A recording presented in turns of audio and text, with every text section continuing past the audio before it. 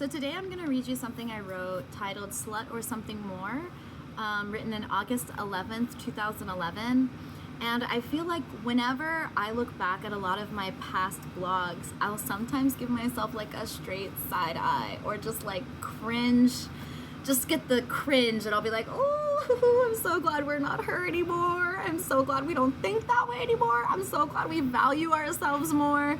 And I think that's super healthy also, to look back on your past and be like, cringe a little, because I mean, in my opinion, I would hope that you would grow as you keep getting older, you know, trying to do better, be better.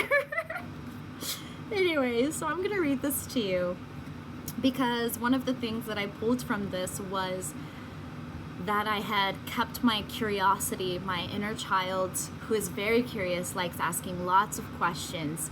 And even though I was taught and almost drilled into my head to be silent, I was still very curious and pondering. And I think a lot of times as adults we can be very cruel and shut down a child's curious nature instead of cultivating it.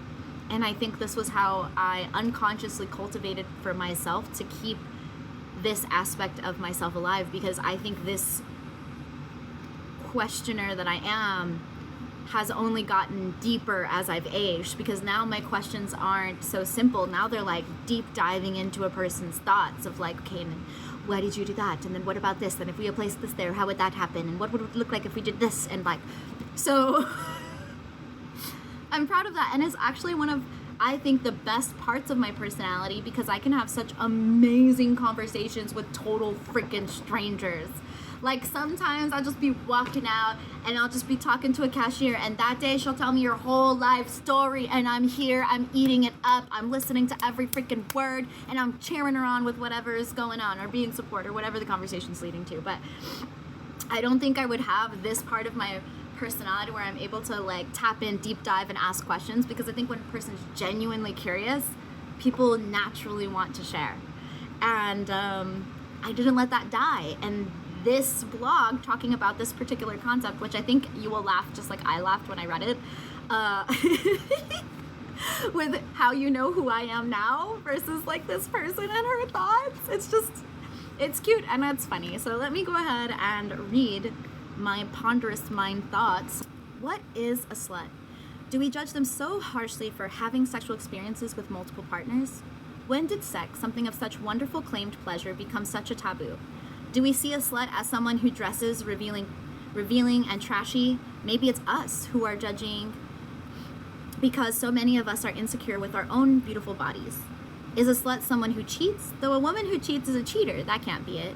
Is it a woman who has just plain sex with everyone she meets? Ever stop to think what's going on in this claimed slut's mind? Is a slut someone who takes a man from another woman? No, that's a homewrecker or a conniving woman. I looked up this word slut, what and its true form is. A person, especially a woman, considered sexually promiscuous, a dirty slatternly woman, an immoral woman. First, what is promiscuous? Okay. Having casual sexual relations frequently with different partners, indiscriminate in the choice of sexual partners. Well, what's so wrong with that? Well, some would say it's not morally correct. Well, if morals is what all this boils down to, that's different for every person. There's no book on right or wrong morals. Well, technically there's many. I think that this word is thrown around too much. I know a woman. I had her in a college class of mine. Her reputation was that of a slut. She did have casual sex with 3 different men. At first, I balked at this thought. How trashy, I thought. Why can't she just not stick with one?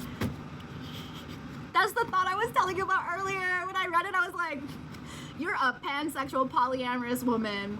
Look at how far you've come, girl. Look at how far you've come. Every day she would tell me more about them. Not about their sexual abilities, but about them as a person. I asked her one morning, do you love them? She said, no, I care deeply for each. I do not find myself morally wrong to care for and be cared for by more than one person. Life gives and takes. I give them pleasure and someone who cares enough to listen and help. They in return give me pleasure and an ear and warmth. Sure, I could choose one to claim and hold for simply myself, but that's not me or who I am. I see it as my heart so big I cannot help but to care for more than one man. Sex is not something personal unless it is with you. We are animals at the core. Smart, sure, but in the end, the ability to feel another's touch and emotion in each touch is a gift and not something taboo-like or forbidden. With her words, my view of people proclaimed as sluts. Now, there are cases where the word may apply, but what do you truly know of the person's feelings and what is really going on? Are her morals and yours clashing?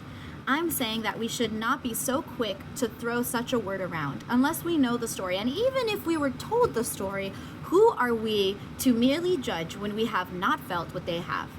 I'm sure some will argue this point. Sleeping with more than one man does not mean she's a horrible person or slut. She simply sees the world in a light you and I may not. Just some thoughts I had today while running. Oh my gosh! I was flabbergasted! Reading it, I laughed so hard. Oh. But yeah, I don't have these same thoughts anymore. But I'm really appreciative that through journaling, I kept the curiosity alive. And I think through meeting a bunch of people and asking deeper questions and learning to not judge people, but diving deeper into reading people and started seeing them as books. I went from reading books to start viewing people as people to gain knowledge and stories from. And so I fell in love with that. And I fell in love with, I've always loved storytelling.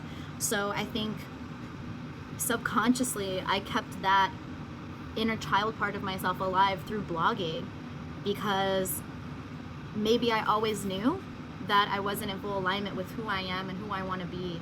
And I think watching so many people around me be so unhappy while following their beliefs made me realize I should question my own before just blindly following somebody else's, especially when so many of those people that are following it are so unhappy and so lost, you know? So that's all. That was my thoughts for the day, and I wanted to share. I hope y'all have a groovy, fantastic day. Bye!